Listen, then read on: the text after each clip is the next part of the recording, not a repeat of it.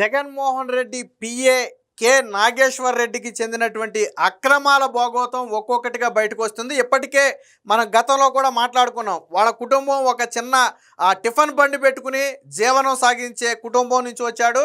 గతంలో సాక్షిలో 10,000 రూపాయల జీతానికి ఉద్యోగం చేశాడు. 2019 వరకు అద్దె ఇంట్లో ఉన్నాడు. జగన్ మొదటిసారి ఎంపీ అయినప్పుడు వ్యక్తిగత సహాయకుడిగా చేరి అప్పటి నుంచి జగన్మోహన్ రెడ్డితోనే ట్రావెల్ అవుతూ వస్తున్నటువంటి వ్యక్తి.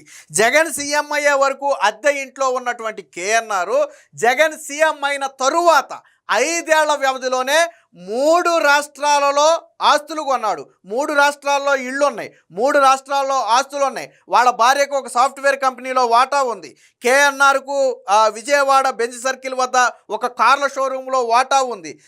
ఆవిడ ఖాతాలో 20 కోట్ల రూపాయల నగదు లావాదేవీలు జరిగాయి.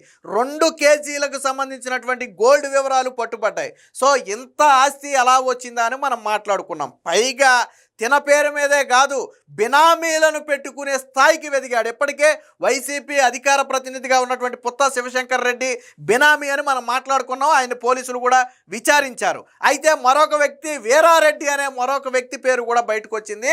వాస్తవానికి జగన్మోహన్ రెడ్డి దగ్గర వ్యక్తిగత సహాయకుడిగా చేరిన కొత్తలో ఈ వీరారెడ్డితో పరిచయం ఏర్పడింది.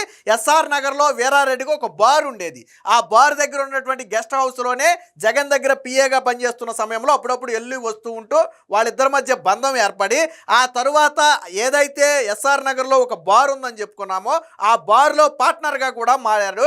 ఆ తర్వాత జగన్ దగ్గరే ఉంటూ, మనం చెప్పుకునేది ఉమ్మడి ఆంధ్రప్రదేశ్ సమయంలో, జగన్ దగ్గరే ఉంటూ అప్పుడు తన అధికారాన్ని ఉపయోగించి కొద్దో గొప్ప వీరారెడ్డికి సహాయపడుతూ వచ్చాడు.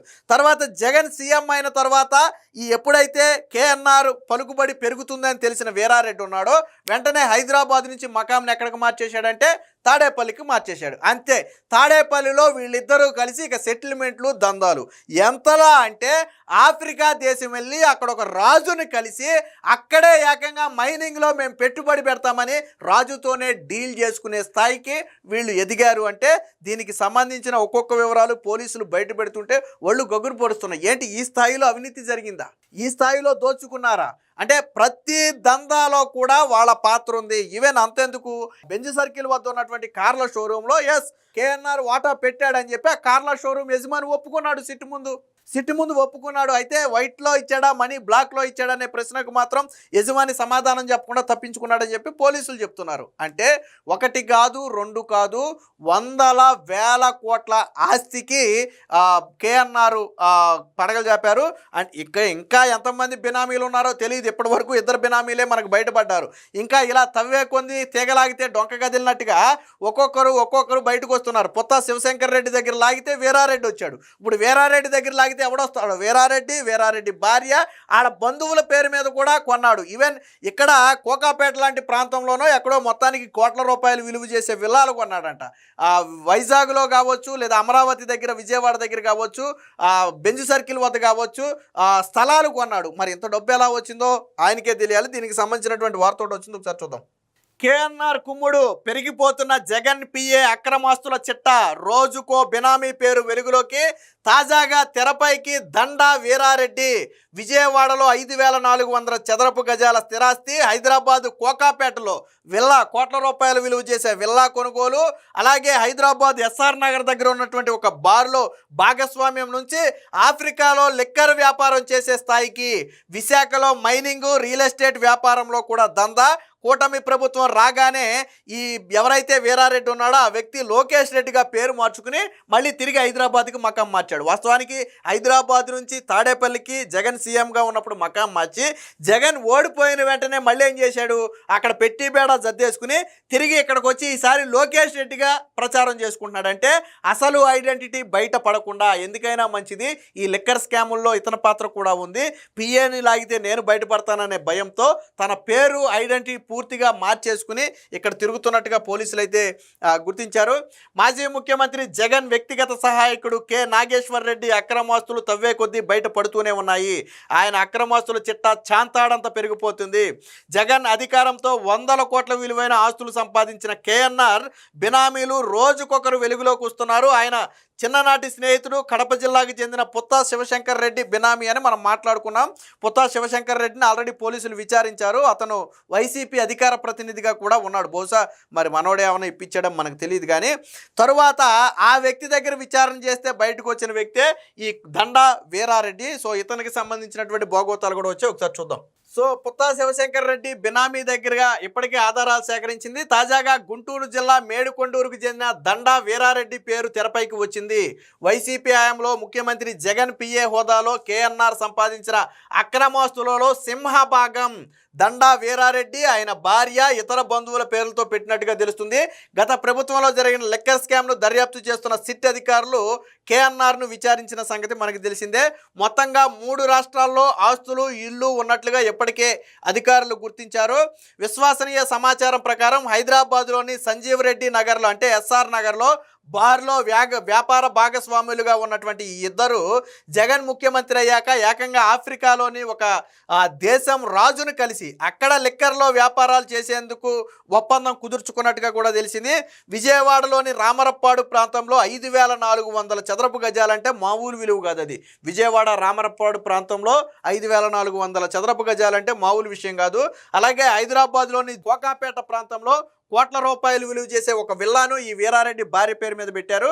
విశాఖపట్నంలో లాటరైట్ మైనింగ్, రియల్ ఎస్టేట్ దందాల నుంచి ఏదీ వదలకుండా వసూలు చేశారు. ఇందుకోసం బినామీ వీరారెడ్డి చేతికి ఒక గన్ ఇచ్చి దానికి లైసెన్స్, పోలీసుల చేత లైసెన్స్ కూడా ఇప్పించాడు. ఎందుకంటే వీళ్ళు చేసేయే ఇల్లీగల్ యాక్టివిటీస్ కాబట్టి ఒక లైసెన్సు, దానికి గన్ను కూడా ఈ కేఎన్ఆర్ తన ఇన్ఫ్లుయెన్స్ జగన్మోహన్ రెడ్డి పియ్య అంటే ఏమని చెప్పండి, ఫోన్ చేస్తే ఎవడు కాదంటాడు. సో ఒక లైసెన్స్ కూడా ఇప్పించారు. వాస్తవానికి ఈ వీరారెడ్డికి లైసెన్స్ అవసరం లేదు. గన్ లైసెన్స్ ఇవ్వాలి అంటే దానికి కొంత క్రైటీరియా ఉంటుంది. సో అవేమీ లేకుండా ఒక లైసెన్స్ కూడా ఇప్పించాడు. అయితే రాష్ట్రంలో ప్రభుత్వం మారిన తర్వాత వీరారెడ్డి తన పేరును లోకేష్ రెడ్డిగా మార్చుకుంటాడు. వాస్తవానికి గుంటూరుకు చెందిన వ్యక్తి, గతంలో హైదరాబాద్లో ఉన్నాడు. ఇప్పుడు మళ్ళీ తిరిగి హైదరాబాద్ మకాం మార్చేసి తన పేరును కూడా మార్చేసుకున్నాడు. సో వీళ్ళిద్దరి మధ్య బంధం ఎలా ఏర్పడిందంటే రాజశేఖర్ రెడ్డి దగ్గర నుంచి ఏర్పడింది. సో అది కూడా ఇక్కడ రాశారు చూడండి.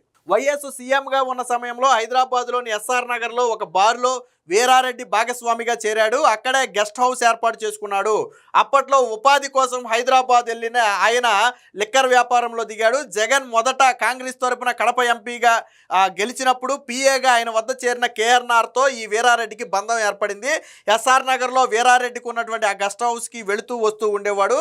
కొంతకాలం తర్వాత వీరారెడ్డి ఉన్నటువంటి ఆ బార్లోనే భాగస్వామి కూడా అయ్యాడు. తర్వాత హైదరాబాద్లోని కోకాపేట ప్రాంతంలో రియల్ ఎస్టేట్ వ్యాపారాలకు సహకరించాలని చెప్పి వీరారెడ్డి కోరటంతో కేఎన్ఆర్ తోడ్పాటు అందించాడు. ఎందుకనంటే అప్పటికే జగన్మోహన్ రెడ్డి ఎంపీగా ఉన్నాడు, రాజశేఖర్ రెడ్డి సీఎంగా ఉన్నాడు. కాబట్టి జగన్మోహన్ రెడ్డి దగ్గర పిఏగా ఉన్నాడు కాబట్టి, పైన సీఎం కూడా వీళ్ళ నానే కాబట్టి నాకు కొంత సహాయం చేయాలని వీరారెడ్డి అడిగితే రియల్ ఎస్టేట్ వ్యాపారానికి, దానికి కూడా తోడ్పాటు అందించి దానికి రావాల్సిన ప్రతిఫలం అంటే లంచాలు తీసుకుని అతనికి తోడ్పాటు, అనుమతులు, ఇతరితర కావాలి ఇప్పించాడు. 2019లో వైఎస్ మరణం తర్వాత జగన్ మీద కేసులు నమోదయ్యి జైలుకు వెళ్లడంతో వీళ్ళ రియల్ ఎస్టేట్ వ్యాపారం అనేది కొద్దిగా తగ్గిందంటే అప్పటికే రాజశేఖర్ రెడ్డి సీఎం గా ఉన్నప్పటి నుంచే వీళ్ళ రియల్ ఎస్టేట్ వ్యాపారం అనేది మొదలు. సో జగన్ సీఎం అయ్యాక దండా వీరారెడ్డి హైదరాబాద్ నుంచి మకాం తాడేపల్లికి మార్చాడు. కేఎన్ఆర్ వీరారెడ్డి ఇద్దరూ కలిసి అడ్డు అదుపు లేకుండా వసూళ్లు నడిపించారు. ఆఫ్రికా దేశాల్లో లిక్కర్ వ్యాపారం చేసే స్థాయికి ఎదిగారు. ఆఫ్రికాలో ఒక దేశానికి ఇద్దరు వెళ్లి అక్కడ రాజును కలిసినట్టుగా పాస్పోర్ట్ వివరాల ద్వారా పోలీసులు గుర్తించారు. వీరారెడ్డి, ఆయన భార్య, ఇతర కుటుంబ సభ్యుల పేరుతో అక్రమ ఆస్తులు పెట్టినట్టుగా ఈడీ తెలిసింది. దీంతో విచారణకు రావాలంటూ కేఎన్ఆర్ కు నోటీసులు ఇచ్చినట్లుగా, అంటే ఇప్పటికే ఎన్ఫోర్స్మెంట్ డైరెక్టరేట్ కూడా కేఎన్ఆర్ కు నోటీసులు ఇచ్చినట్లుగా సమాచారం అందుతుంది. ఇదే సమయంలో ఏపీ, తెలంగాణ సహా ఇంకెక్కడెక్కడ ఆస్తులు ఉన్నాయో ఆరా తీస్తున్నారు. అంటే ఏది ఏమైనా కేఎన్ఆర్ పేరు మీద ఉన్నటువంటి ఆస్తుల చిట్టా అనేది రోజు రోజుకి పెరుగుతుంది. ఆయన ఎవరి పేరు మీద బినామీలుగా పెట్టాడో వాళ్ళందరూ ఒక్కొక్కరిగా వెలుగులోకి వస్తున్నారు. అంటే జగన్ పిఏగా ఉన్నటువంటి ఒక వ్యక్తి ఏకంగా ఇతర దేశంలోనే లిక్కర్ వ్యాపారంలో పెట్టుబడులు పెట్టే స్థాయికి ఎదిగాడు అంటే ఎంత స్థాయిలో దోచుకున్నాడో మీరే ఆలోచించండి. మరి జగన్ దీని మీద నోరు మీద పడు, సాక్షిలో దీని మీద వార్తలు రాయరు, వైసీపీ నాయకులు ఎవరో దీని గురించి మాట్లాడరు. పైగా సాక్షిలో ఈ వ్యక్తిగత సహాయకుడిని ఎలా మార్చేశారు అంటే పొలిటికల్ అసిస్టెంట్గా మార్చేశారు. పిఏ అంటే దాని అర్థమే మార్చేశారు పూర్తిగా. అంటే ఒప్పుకోరు వీళ్ళు. ఈళ్ళ దగ్గర ఉన్నప్పుడు అవినీతి చేశాడంటే ఒప్పుకోరు. నిన్నటి వరకు పీఏగా ఉన్నటువంటి వ్యక్తి ఇప్పుడు పొలిటికల్ అసిస్టెంట్గా మారిపోయాడు. నేను దీని మీద ఒక వీడియో కూడా చేశాను. ఆధారాలు బయటపెట్టి, సోషల్ మీడియా ఆధారాలు బయటపెట్టి ఒక వీడియో కూడా చేశాను. ఏదేమైనా మొత్తంగా కేఎన్ఆర్ అవినీతి అక్రమాల చిట్టా రోజు రోజుకి బయటకు వస్తుంది. మరి జగన్మోహన్ రెడ్డి కానీ, వైసీపీ నాయకులు కానీ దీనికి సమాధానం చెప్పాలి. వాళ్ళు అధికారంలో ఉన్నప్పుడు ఈ స్థాయిలో దోచుకుంటే ఎందుకు మౌనంగా ఉన్నారు? అంటే కేవలం ఇదేనా? ఇలా ఎంతమంది దోచుకున్నారు? జగన్ దగ్గర ఉన్నోళ్ళేనా, లేకపోతే అందరి దగ్గర ఉన్న వ్యక్తులు ఇలా దోచుకున్నారా? ఇలాంటి అనుమానాలు ఇప్పుడు రాష్ట్ర ప్రజలకు కలుగుతున్నాయి. ఏది ఏమైనా కేఎన్ఆర్ మెడకు ఉచ్చైతే బలంగా బిగిసిందని అర్థమవుతుంది.